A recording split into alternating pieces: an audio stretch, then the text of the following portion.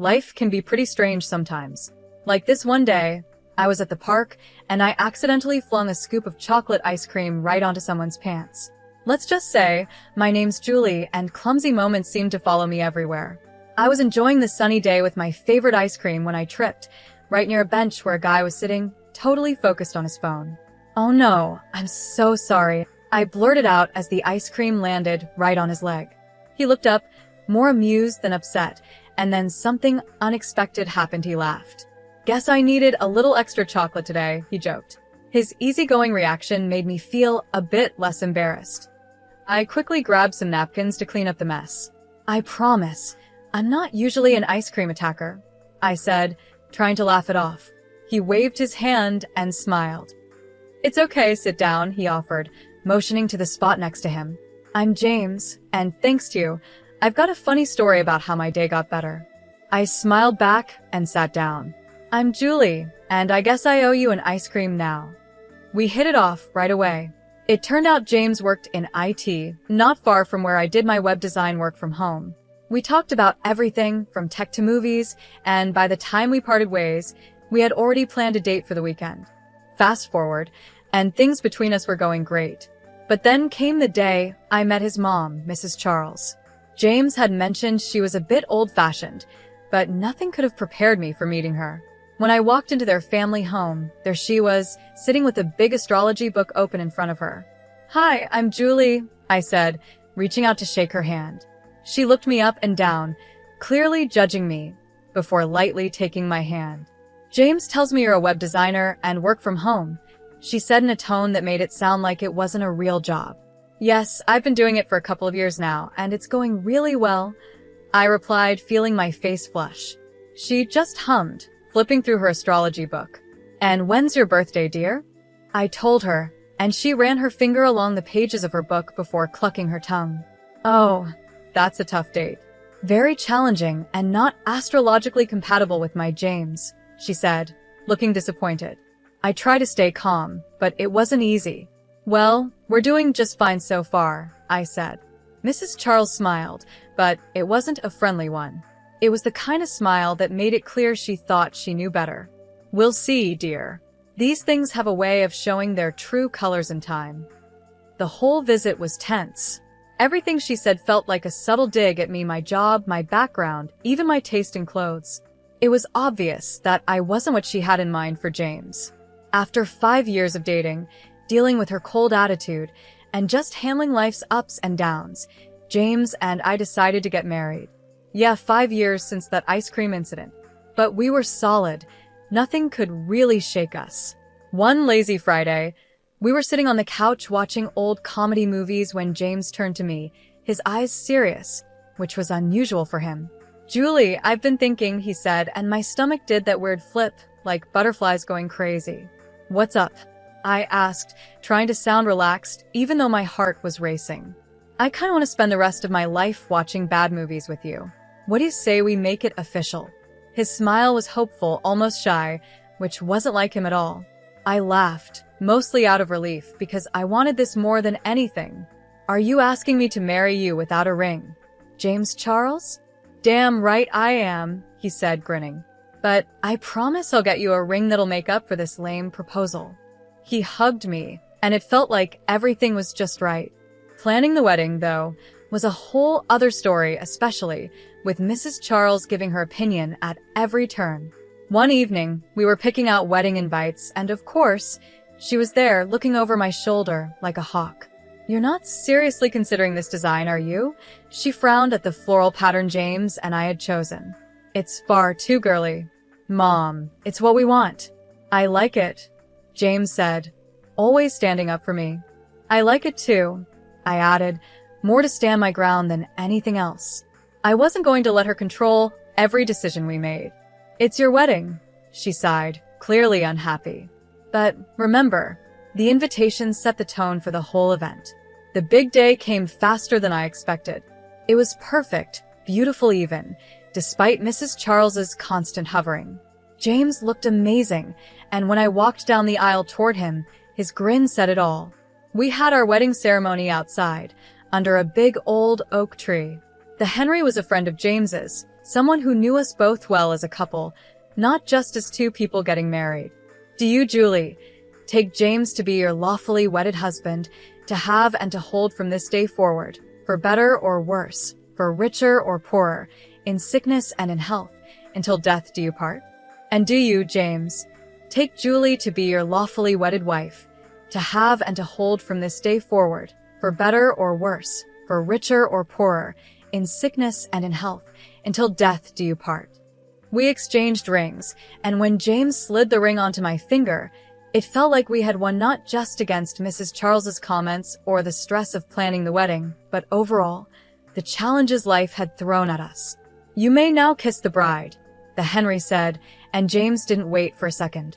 As soon as he kissed me, cheers erupted from all around. It felt like a scene from a movie, but even better because it was real, and it was our moment. We had been living together for 3 years, and everything felt right. But buying our own home was a big step. We spent our weekends looking at houses, discussing what we liked, and figuring out what we could afford. One sunny Monday, we found a house that checked almost all the boxes. It was charming, with a big kitchen and a spacious backyard. The only problem? It had a lake pool. I had told James about my fear of water, a fear I'd carried since I almost drowned as a child. Since then, I avoided lake pools, even bathtubs. But James, bless him, loved everything else about the house. Julie, I know it has a lake pool, but hear me out.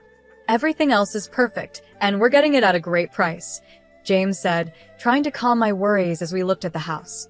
I bit my lip, thinking. The house was really beautiful, and the price was almost too good to pass up. Okay, but I'm not going near that lake pool, James. You know that, right? James wrapped his arm around me, pulling me close. Of course, babe. We'll figure it out. Maybe later on we can fill it in or something. For now, we don't have to use it. We moved in, and it was like a dream come true. The house and the neighborhood felt perfect, but it didn't take long before Mrs. Charles came over to see our new place. I braced myself for her usual comments. She always had a way of showing her disapproval, especially when it came to money and my job. As she walked through our living room, her eyes took in every detail, her lips tight. Finally, she spoke, her tone dripping with doubt. It's a big house, isn't it? Must have cost a lot. James, are you sure you can manage the mortgage? James, always the peacemaker, tried to ease the tension. Mom, we've got it under control. Julie and I both pitched in for the house. It's not just on me. I chimed in, tired of the assumption that I was relying on James. That's right, Mrs. Charles. I work too, you know. My web design job pays well, and it helped us get this place. She scoffed, clearly not believing me. Working from home on your computer all day? That doesn't sound like it brings in enough to afford a place like this. Seems more like a hobby than a real job. The rest of her visit passed in a blur of forced smiles and awkward topic changes. After she finally left, I let out a long breath I didn't realize I'd been holding. James hugged me tightly, pulling me close. Ignore her, Julie. We know the truth. We're doing this together, and that's what matters. As weeks went by, our new house started to feel like home. I sat in my office, and it became my safe space. From there, I worked on web design projects that not only paid well, but also showed that I could contribute just as much to our life together. James took care of the yard and kept up with the lake pool, even though I never went near it. Then, one sunny afternoon, the incident happened. Mrs. Charles had decided to drop by, supposedly to bring some of James's old stuff from his childhood. But I knew she had more on her mind. She always had a way of turning a simple gesture into something more critical. We were out in the backyard, making small talk, when her eyes landed on the lake pool. Julie, I never see you or James in that lake pool. Don't you ever swim? Her question caught me off guard. I took a deep breath, figuring honesty might stop the conversation from going further. Actually, I'm afraid of water. I had a bad experience as a kid, almost drowned. I haven't felt comfortable around lake pools or large bodies of water since. Her expression changed from curiosity to something different. I couldn't quite figure out what Mrs. Charles's expression meant. Was it disbelief? Disdain? Whatever it was, it didn't feel supportive. Well, that's just unusual, isn't it? A grown woman afraid of a little water. she scoffed, and I felt my face flush with embarrassment. I tried to laugh it off, but the conversation left me feeling uneasy. Later, I found out it wasn't just an awkward moment, it was the start of rumors. Mrs. Charles, in her usual way, had shared my fear of water with her friends and family, but she had twisted the story. By the time it made its way back to me, the story was that I was mentally unstable because of my phobia. A friend who'd heard the rumor asked me, "Julie, is it true what they're saying? That you're too scared to even look at your own lake pool?" I felt hurt and betrayed, so I talked to James about it. He was just as surprised. "She said that? That's it. I'm talking to her, this has to stop." James confronted his mother, and things exploded. He made it clear her behavior was out of line, but instead of backing down, Mrs. Charles got even worse. She started accusing me of manipulating James and trying to keep him away from her. One afternoon, she called me directly, her voice sharp and accusing. "You're just trying to keep me out of the house.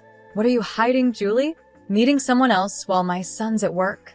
Her words were like poison, meant to hurt me. I was stunned.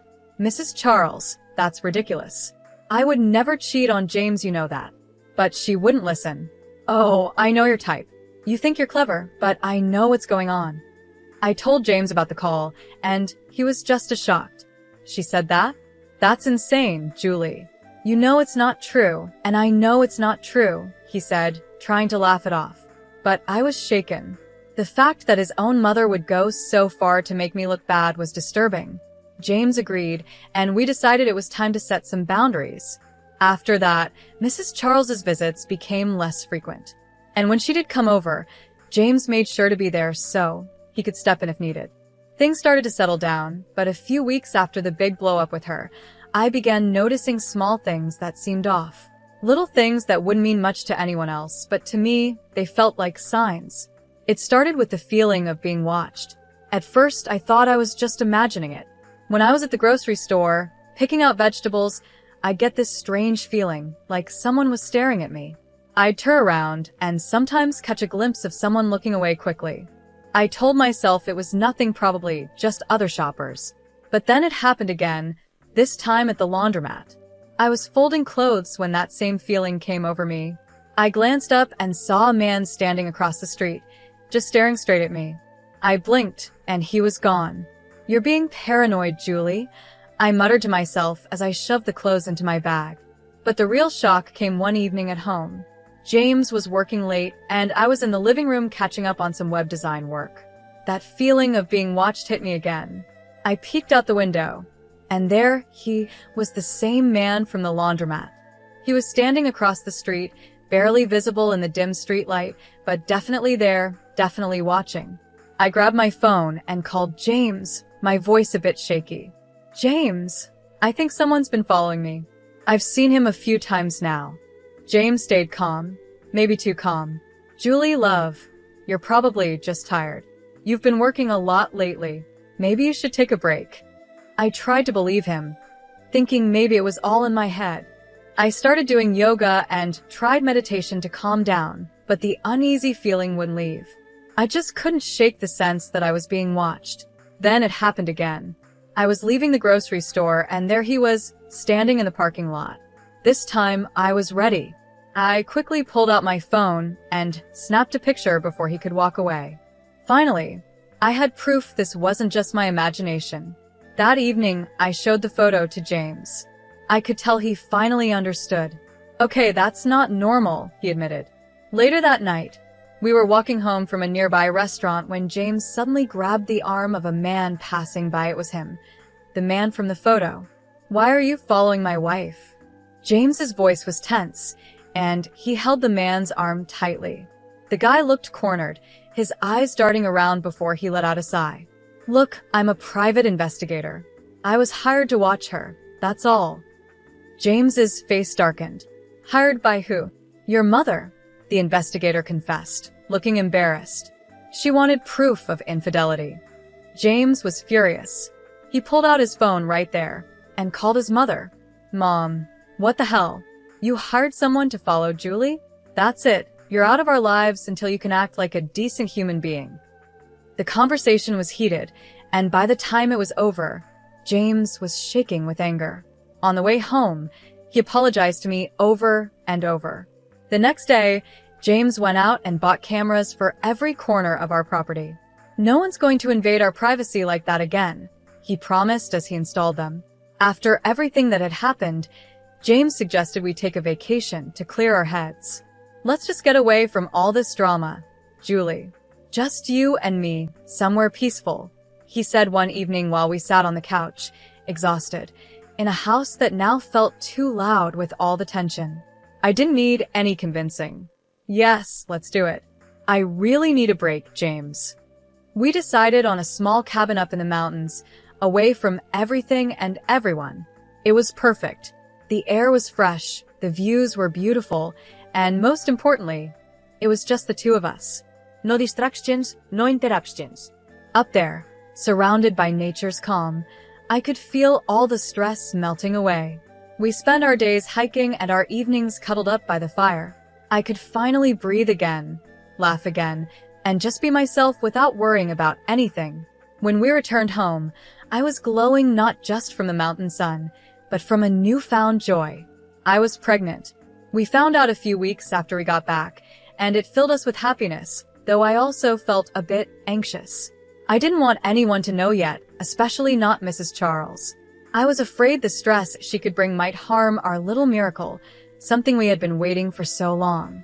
Working from home made it easy to keep the pregnancy a secret. I didn't go out much, and my belly stayed small, which the doctor said was a little unusual, but nothing to worry about. Every pregnancy is different, he assured us during one of my checkups. As I approached my 9th month, it became harder to keep my condition hidden. James and I decided it was finally time to share our news. We planned a small celebration at our home, a baby shower of sorts, inviting all our relatives. Despite everything that had happened, I felt it was the right thing to invite Mrs. Charles. Taking a deep breath, I dialed her number, my heart racing. It rang 5 times before she answered. Hello. Hi, it's Julie, I said, trying to keep my voice steady. I wanted to share some news. James and I are expecting a baby. We're having a little get-together next week to celebrate, and we'd love for you to come. There was a long pause, long enough to make me worry I had made a mistake. Then her voice, surprisingly calm, said, I'll be there. The day of the celebration arrived, and our home was filled with laughter and joy. Our relatives fussed over baby clothes, making guesses about whether it would be a boy or a girl. I mingled with the guests, my hand often resting on my small belly, feeling the gentle kicks of our baby. Everything was fine until my worst fear came true. Mrs. Charles showed up. Throughout the afternoon, she kept her distance, whispering to anyone who would listen, hinting that my pregnancy was a lie. Look at her, she said spitefully. 9 months pregnant and barely showing. She's made this all up to trap my son and take his money. Thankfully, her words didn't have much effect. The guests chuckled and rolled their eyes, knowing her history of constant disapproval of me. They dismissed her accusations as just another one of her wild stories. But Mrs. Charles didn't stop. I'll prove it to all of you, she muttered angrily, stomping off, her face red with either anger or embarrassment, maybe both. Feeling a mix of frustration and determination to end this nonsense, I followed her out to the courtyard near the lake pool. Can we just talk? This isn't true, and you know it, I pleaded, keeping my voice steady even though I felt a storm of emotions inside. Her face twisted with anger. Save it. I know exactly what you're up to, she snapped, her tone ice cold. As I turned away, desperate to convince her, I suddenly felt a hard shove from behind. I lost my balance and stumbled forward. The edge of the lake pool came closer, and before I knew it, I was falling into the water. Fear took over as I sank, the same panic from my childhood gripping me. Darkness crept into my vision as I struggled, my mind screaming for help. When I woke up, I was in a hospital bed, the soft beeping of machines filling the room.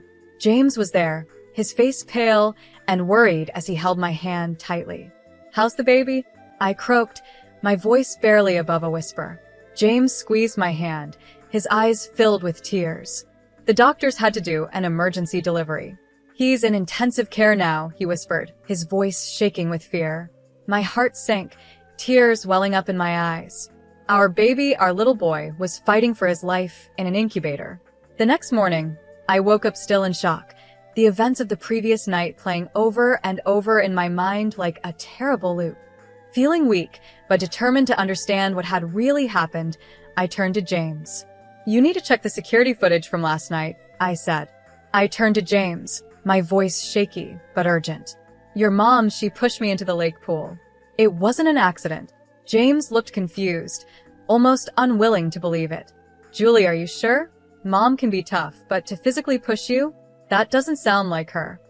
"Just check the cameras, please," I insisted, my stomach in knots, afraid he wouldn't take me seriously.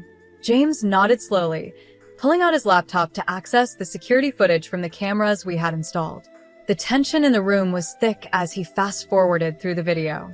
I watched his face change from doubt to shock and horror as the truth played out on the screen. "Oh my God. Julie, I'm so sorry. I can't believe she did this," he stammered, his face pale as he looked at me, the laptop forgotten beside him. He immediately called the police. The evidence was undeniable, leading to his mother's quick arrest. Mrs. Charles was charged, and the trial was set. Her defense was that it was all a joke, a way to prove I was faking my pregnancy. She claimed she thought my belly was fake and expected it to fall off when I hit the water, exposing my lie in front of everyone. But the video and witness testimonies told a different story. The jury didn't believe her excuse of a prank gone wrong. She was found guilty of assault and reckless endangerment. The judge, stern in his verdict, sentenced her to 2 years in prison. He also ordered her to pay substantial compensation for our medical bills and the rehabilitation costs for our son, who had been born prematurely due to the trauma of the incident. To cover the fines and compensation, Mrs. Charles had to sell her house. As our son fought through his early months, undergoing many medical treatments and therapy to catch up in his development, the strain on us was immense. Every day was filled with hospital visits, therapy sessions, and constant worry. But over time, with relentless care and medical help, our little boy began to thrive. Through it all, James and I grew closer. The challenges we faced only strengthened our bond, and our love for each other and for our son deepened in ways we hadn't imagined. As Mrs. Charles's release date got closer, I made an important decision for our family's safety. I filed for a restraining order against her, and it was granted. She was not allowed to have any contact with us, especially with our son. It wasn't an easy decision, but it was necessary. Keeping our child safe was the most important thing, and we couldn't risk more problems in our lives. One evening, after we put our son to bed, James looked at me with a gentle smile. "You know, despite everything, I feel lucky. We have each other, we have him, and we have a future." It James the end of a difficult chapter in our lives, but more importantly, it was the start of a new one filled with hope, healing, and happiness.